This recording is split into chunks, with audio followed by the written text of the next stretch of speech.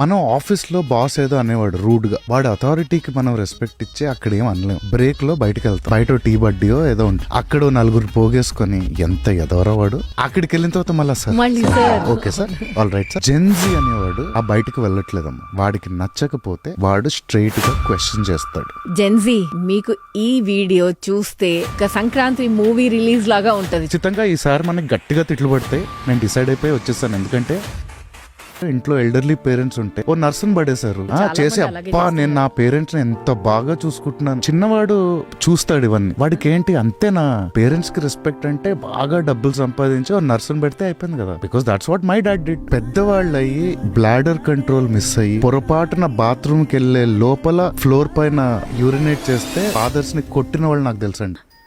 ఎవరితో పెళ్ళనగానే నగలేసేసుకొని అందరు కౌగిలించేసుకొని సెల్ఫీలు, ఒకడికొకడికి పడదు. ఫ్యామిలీలో ఫోటోలు దిగడానికి మటుకు అందరు వస్తారండి. పెద్దవాళ్ళు చేస్తుంది ఏంటండి ఈ రోజు, ఫేక్ రిలేషన్షిప్స్ చూసే సడన్ గా రియల్ పీపుల్ తో మాట్లాడాలి అన్నా they not able to talk. Recent గా నాన్నగారి బెస్ట్ ఫ్రెండ్ అనుకోండి, ఆయన పోయారు. వాళ్ళ పిల్లలు గ్రీన్ కార్డ్ హోల్డర్స్ యుఎస్ లో. పోయి 4 రోజులు అవుతుంది. ఏదో వీసా ప్రాబ్లమ్స్ అని అంటున్నారు. మార్చరీలో ఉంది బాడీ. అదియో బతుకైనా ఆ సంపాదన చావైనా పెళ్ళైనా ఫంక్షన్ అయినా దాని తర్వాత ఎవడు ఎట్లా పోయినా ఒకటి సంబంధం లేదు.